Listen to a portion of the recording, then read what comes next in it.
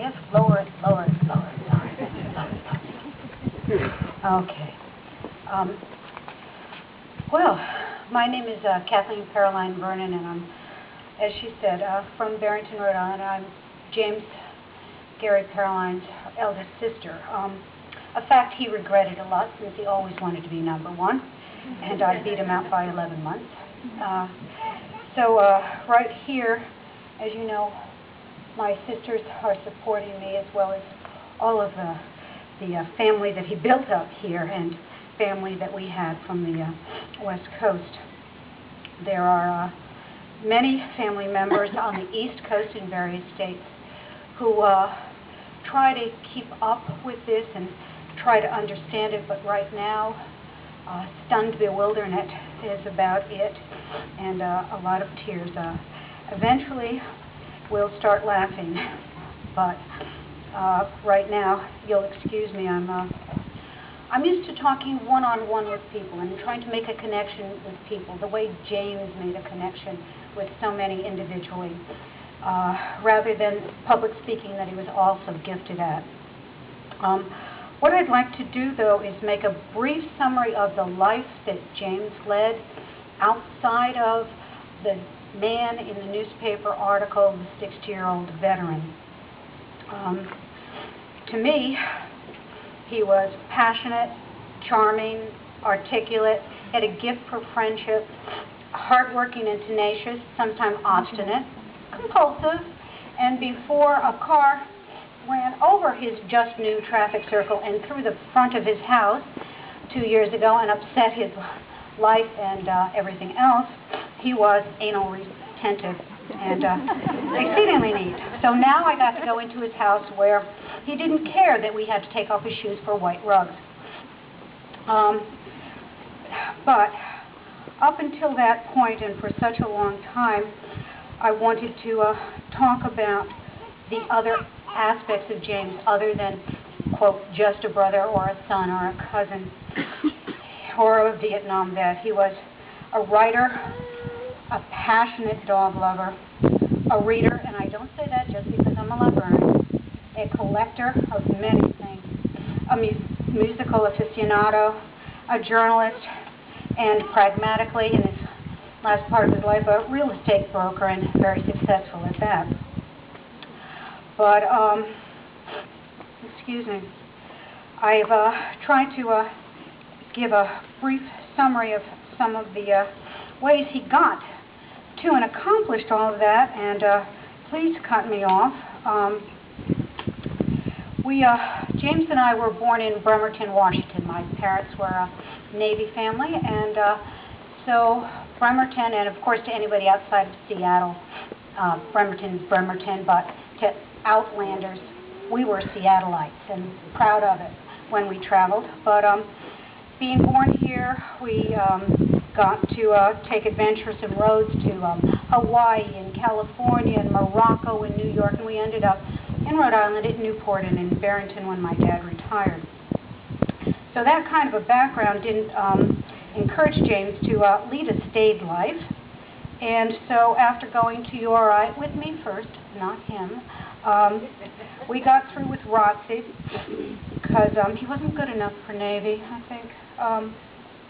But ROTC, if anybody remembers the 60s, met Vietnam.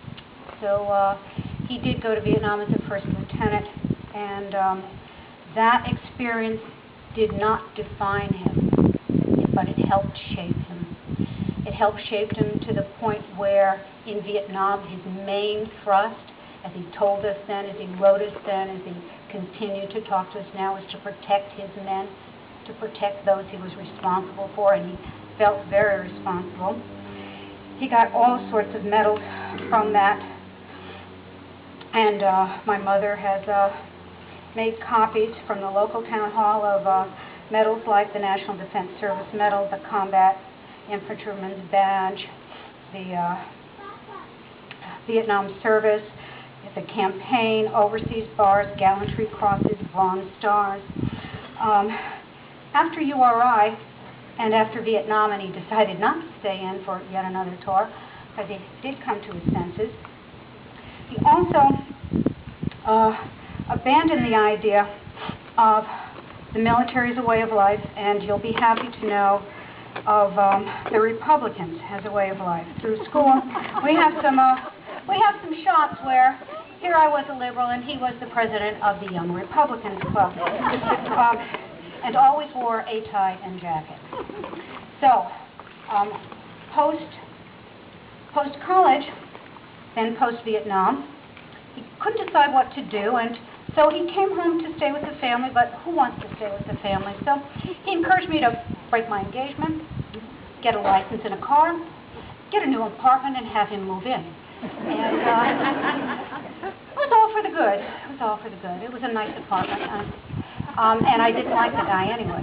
But anywho, so I mean, I got to meet his friends, because if he didn't know people in Rhode Island and in Providence, you know, he made friends, and I became part of the circle, a circle I'm still part of. And but he went on to URI initially to try to get a master's, and it wasn't challenging enough, so he went to the University of Missouri, because that's the best journalism school, and he graduated from that. And then he started working for local news agents, or news media down there, and so that when I'd visit in hot Missouri, he would, I'd be part of his team, you know, going out and interviewing people and feeling very well loved as he was.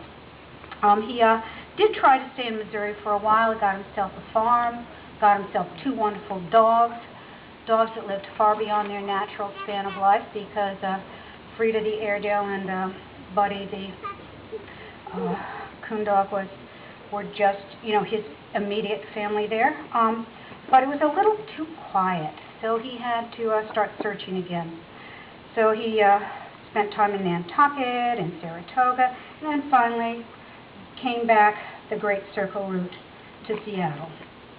A fact where he went into this neighborhood, started with South Ryan, and then eventually found a house that he totally renovated, not thinking he'd have to renovate it again when the car went through. But this was his home, this was his family, this was his community, and boy did he rub it into us East Coasters that he had paradise, and we were far from it.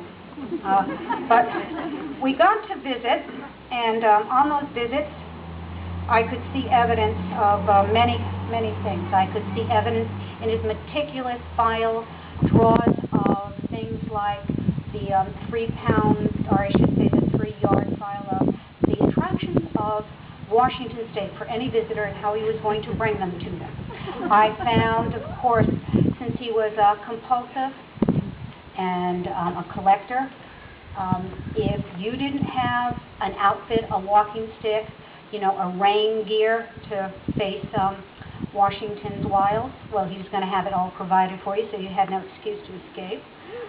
He was relentlessly upbeat, most evidenced by a trip I took with him with Whistler. I mean, we did a little Washington, but we'd always done Washington, so this time it was nearby Canada, so I could appreciate at the end how wonderful Washington was. But he played ABBA the entire trip, relentlessly, with constant injunctions that there was no negativity in his life and not any negativity in anyone around him, whether I liked it or not. But he had that positive upbeat, whether it was writing and then trying to pursue his writing, whether it was collecting his bargains, and he did